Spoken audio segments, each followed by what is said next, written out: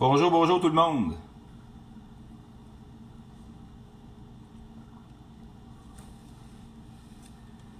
Aujourd'hui, mercredi, le 22 janvier 2020, je voulais juste vous faire état d'un petit commentaire personnel sur les faux autochtones au Québec. Ça fait une couple de fois qu'on voit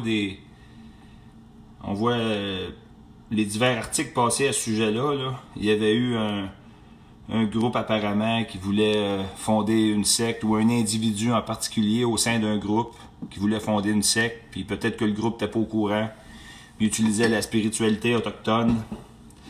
Fait que tout ça pour dire que ça a évoqué, ça a provoqué beaucoup de réactions, surtout dans les communautés autochtones. Puis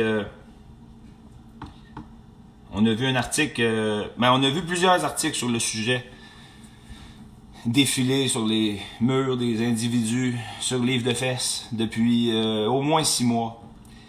Fait que moi, je veux juste faire mention. Moi, c'est pas tant le fait d'être vrai ou faux autochtone ou quoi que ce soit, parce que la question de fond est pareille partout. Là. La question de fond, si t'as un manteau rouge, ben elle va attaquer un manteau rouge, puis si t'as un manteau vert, elle va attaquer un manteau vert. Donc, puis la question de fond par rapport à ça, c'est que les médias, le médiocre de masse, il invente des phénomènes. Il prend une particularité, un individu, puis il se permet de dire « des » ou « le phénomène de », basé juste sur une chose, sur un événement. Fait que ça, là-dessus, ben la question des faux autochtones ou de ceux qui utilisent faussement la spiritualité, ben ça fait pas exception à la règle. Il y a plusieurs années, autour de 2010-2011, le même médiocre, qui est un consortium en fait, qui est une unité là, qui fait front commun, là. Il y a pas une telle chose comme TVA ou Radio-Canada, c'est le médiocre tout simplement. Là. Il n'y a pas de distinction parce que leur source d'information est coordonnée par la même chose. Ils ont la même source d'information, ils ont la même coordination.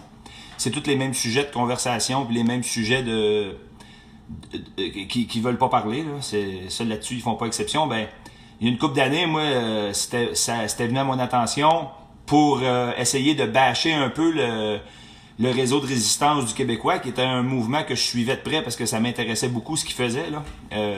On parle 2008, 9, 10, c'était une époque un peu plus mouvementée qu'aujourd'hui. Ben, le médiocre, il avait inventé des articles de propagande pour mettre le RRQ dans le bundle, puis nommer toutes sortes d'autres affaires qui existent pas, ou qu'ils ont peut-être vu un individu débile qui a utilisé cette couleur-là de Fort Reich ou de nazi, de quoi que ce soit.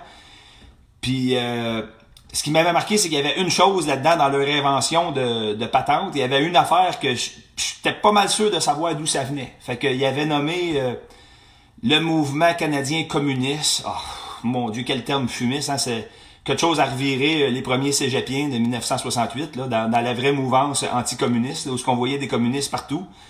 Mes parents, d'ailleurs, quand j'étais tannant, quand j'étais petit, ils me disaient « On va te vendre aux Russes si t'arrêtes pas ». Il avait inventé ça, le mouvement communiste. Il avait inventé peut-être Fort Reich ou nazi, je sais pas. Là. Il avait inventé les monarchistes catholiques. Alors que ça, j'ai pas mal l'impression que je sais d'où ça vient, parce que monarchiste catholique, il n'y en a qu'un. Puis c'est notre honoré Jacques-Antoine. Il n'y a pas des monarchistes catholiques, inquiète-toi pas. La question de la reine, là, il n'y a pas personne qui veut s'accoler à ça. Ça pue, ça sent le cannibalisme. Puis, fait que ça, c'est ça. Il avait utilisé là notre souverain Jacques-Antoine Normandin pour inventer un groupe monarchique catholique, alors que ça n'existe pas. Un individu qui a une opinion, c'est pas un groupe. C'est pas un mouvement social. Pas en tout. Puis là, il avait dit le réseau de résistance du Québécois, qui jusqu'à l'époque obtenait de l'argent du Parti québécois, si je me trompe pas.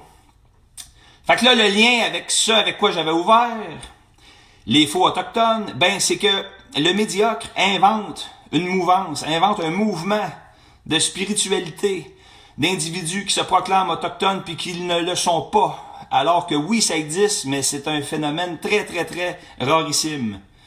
Puis ça donne pas le droit aux médias d'inventer un mouvement de résistance. T'sais. Fait que là, il va y avoir des lois là, contre les faux autochtones, il va y avoir des lois 21 que là t'as pas le droit d'être spirituel, t'as pas le droit d'être d'autre chose que les religions orthodoxes. t'as pas le droit d'être d'autre chose qu'athée, mais d'être ni catholique, ni musulman, ni juif, tu sais. Fait que c'est toute la foutaise. Fait que avant même de rentrer dans le débat sur le fondement des faux autochtones, moi ce que j'ai répondu à une amie en republiant le post, c'est nous autres les Québécois là, est-ce qu'on passe notre temps à bâcher 28 millions de Canadiens à l'effet que c'est pas des vrais Canadiens, tu sais? Parce que c'est la même chose.